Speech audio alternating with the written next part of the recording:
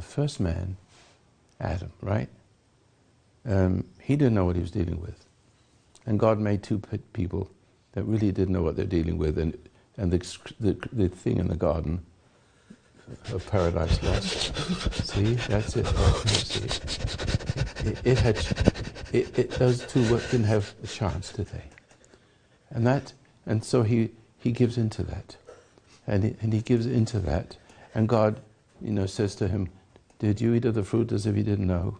See what I mean? And he makes the excuse. And then that was the big mistake. You make excuses for everything, rationalizing everything. Why were you trembling when I was talking about that? I was just looking at you, and I'm just scared the hell out of you. See, the principle is, I'm speaking about the entity. And that entity is spread through the human race.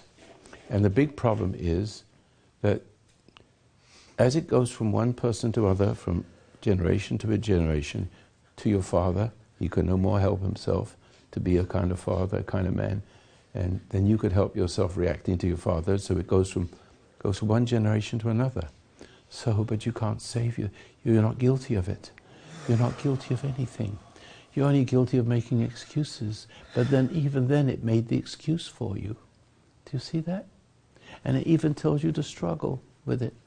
And it traps you into feeding yourself to it.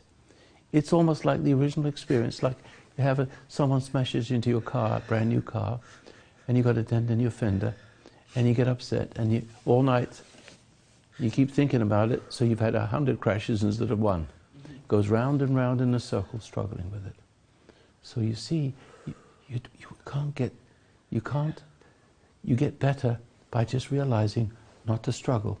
Because when you're struggling, you're reproducing inside yourself the very thing that happened from the outside. So that the outside, by getting upset with it, got inside, but then it's done its job. Your father could walk away from you that day. And from that day forward, if there was nobody else on earth, it'd still be inside. And if you were in a prison and you were in a solitary confinement, it will still come to you over and over again to blame the reason why you're in prison and stuck there all by yourself. There's nobody else around. It keeps on coming there to say you've got to hate your father for this. See? Yeah, I don't hate my father. No, but it's not your father that you're hating. Yeah, see, yeah. It was not your father. It's the thing in your father. So what you need to see, that when Jesus says, forgive them, Father, for they know not what they do, he understood. He's saying, nobody can help themselves. Not even the people that were killing him and beating him and torturing him. They weren't born that way, but the conditioning made them subservient to this Roman system.